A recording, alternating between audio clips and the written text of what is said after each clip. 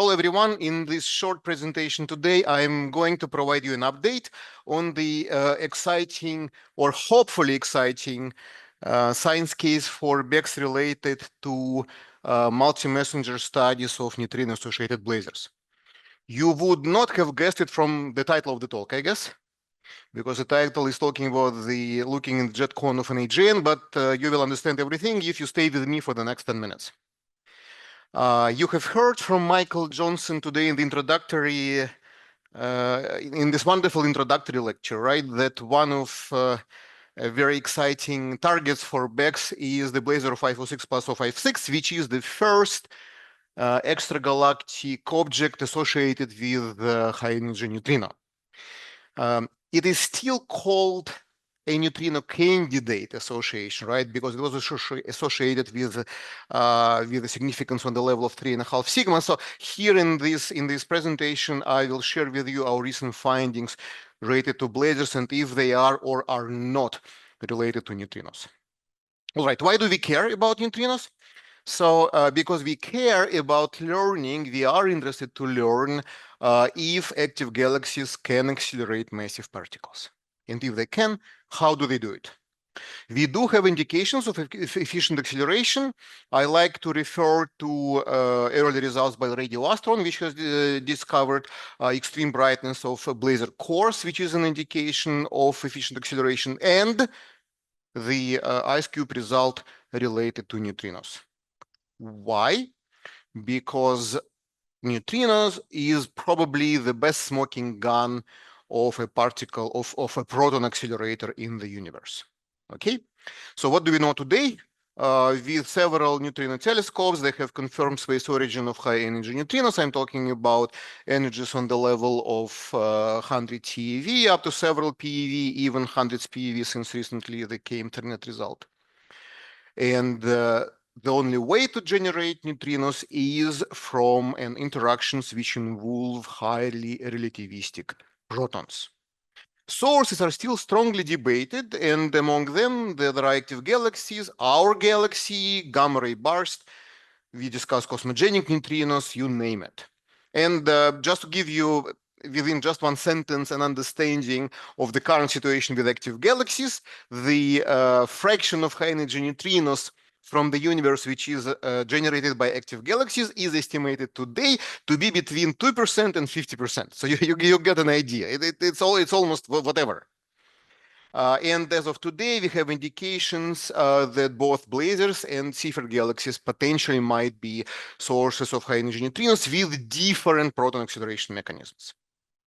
So now to physics, to proton acceleration. So here to the right-hand side, if you wonder how neutrinos are produced from the interactions with high energy protons. And there are two classes of models being discussed. Models which assume that proton acceleration and neutrino production is not related to the jet, so is not beamed.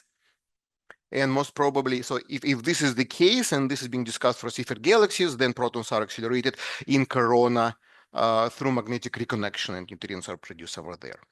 Or they might be related to the jet being accelerated, by processes near supermassive black hole, close to it, or shocks in jets, or in the spine sheath surface.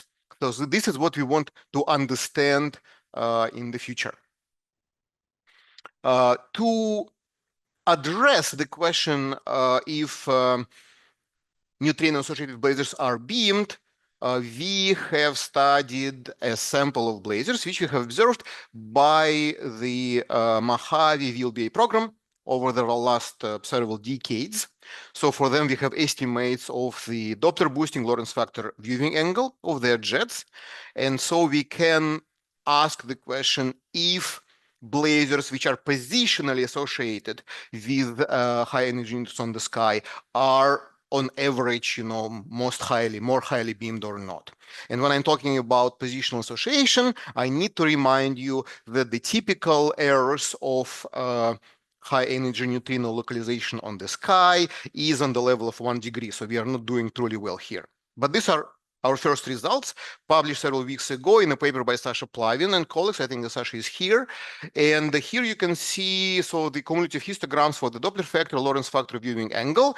So the complete Mojave sample, so blazars brighter than 700 millijanskis, is shown here by the black line, while blazars which end up within or close to high energy neutrinos on the sky within their errors indeed show higher Doppler factor, higher Lorentz factor, and smaller jet viewing angle with a significance better than 3 sigma. From this, we conclude that neutrino production should happen at subparticle scales where the jets have already undergone substantial acceleration, right? Because neutrinos do select blazars which are more highly beamed. Fine. But as we all know, this wonderful or terrible quote, there is lie, big lie in statistics. And in neutrino world, you always have to be very careful. You need to be very careful. So we decided, why don't we check this result looking at one very specific object? So here on the screen, you see a 9-year integrated neutrino sky map produced by IceCube. And here, the strongest peak is associated by IceCube with about 4.5 sigma significance with the Seyfert galaxy, which I have already mentioned to you, NGC 1068. Fine. You have already heard about Texas 506, which is associated with one of the peaks. You can see it here. All right. And what is this guy? So this is the Blazer 1424 plus 240, which is actually a blazer which is associated with the highest peak on neutrino sky next to NGC 1068. Okay, so this is must be kind of unique. And indeed, in addition to that, this blazer belongs to the top 1%. So the top 1% brightest blazars in Fermi gamma ray sky. It was also detected by a ground-based Cherenkov telescope. So it's gamma ray TeV emission. So very high energy gamma rays were detected from this blazer. At the same time, on the right-hand side, you can see a histogram of observed VLBI speed by Mojave from our full sample. And you can see that it is one of the most boring guys there, right? With very small speed of about 2c. And this kind of doesn't make sense because VLBI kinematics, through all the years was used as the first order estimate of your Doppler factor. All right. So what does it mean? Are we wrong? Is something critically wrong here? So we decided to take a look at this blazer in more detail. So we have used 14 years of Mojave VLB observations of this blazer at 15 gigahertz. We have stacked them all together, and we have used our polarization results to reconstruct its polarization image. And you can see the outcome on the right-hand side in this image. So here in color, you see its linearly polarized emission, and magnetic field lines or reconstructed magnetic field lines are incorporated in this image just by lines. Okay. And if you want to ask me about Photoshop, no, there is no Photoshop involved. All that we have done, we have taken our resulting image and we have rotated the EVPAs by 90 degrees to get the magnetic field line, assuming optically thin emission. That is all what we have done. So then everything becomes clear for this particular blazer. So this means that we basically look in the jet cone of this blazer. Its viewing angle should be less than half a degree. This configuration maximizes the Doppler factor to become twice the Lorentz factor. And for this blazer, we estimate it to be about or larger than 30. And through obvious projection effects, it minimizes its VLBI speed. So it's kind of lying to us about its Doppler factor. It nicely suggests a partial solution for the known Doppler factor crisis for high energy blazars. And on top of that, yes, we clearly and directly, it seems the first time directly detected a very strong toroidal magnetic field component in the current carrying jet of this blazer. I'm now moving to my summary, which is related to BECS. So that is what I have promised to you.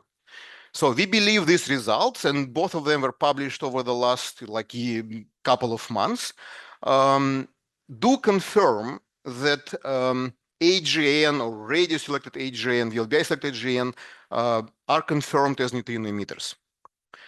They do know how to accelerate protons at subparticle scales. So now we want to ask them, how do you do it? And we want to use BECS for it, thanks to very high frequency, so that we can probe them much closer to the central engine. So neutrino AGN continue to be an exciting science case for BECS to address jet launching and particle acceleration questions. And what I want to underline here, okay, this should not be 23, it should be 32. You see, I'm too optimistic even in the past. So by 2032, neutrino statistics, neutrino observational statistics will improve substantially. It will be incomparable to today because there will be more telescopes observing neutrinos and they will be more efficient than what we have today. I don't have time to go into that, but by the time when BECS is up and running, we will have a very good understanding what to observe. And specifically on 1424, which I use for the title of this talk, it seems it is the first found clear case of a face-on jet. The image directly reveals a toroidal magnetic field component by current carrying jet, and back studies of such jets should nicely probe the spin and magnetic field in the jet launching region. One of the examples was recently discussed by Gellis et al. In their paper in APJ. Thank you. Thanks, Yuri. We have time for a quick question or two. I think I missed. I mean, this is just a gorgeous image and such an exciting result in source. How did you derive your constraints on the inclination? Is it from the because it doesn't come direct. Yeah, go ahead. Thank you. So the way how it is done from the image, we conclude that we look inside the jet cone. So basically, we need to know what is the jet intrinsic jet opening angle. And the estimates of typical intrinsic jet opening angles come from statistical studies of Mojave sources, from apparent geometry measurements, and also we can recalculate apparent viewing angles into intrinsic viewing angles through, apparent opening angles into intrinsic opening angles through their jet viewing angles for the sample. And we know for the sample that the typical jet, so we don't want to risk with this special one, that for a typical jet, the opening angle of the jet is on the level of 1 to 1.5 degrees. From this, the full opening angle. From this, we got our jet viewing angle estimate. Got it. Alex, go for it. Quick question. So this is 16 years of observations, 42 observations time average to get this beautiful toroidal magnetic field. Do you see this clean structure already in snapshots, or are the snapshots messy and only through averaging over 42 snapshots do you get to see such a clean toroidal magnetic field? So I will use my yeah, I still will do it. Okay. Yep. So on the left-hand side, you see the Stokes I, and you see the outcome of the stacking. Okay. On the right-hand side, you see Stokes I and the linear polarization already stacked.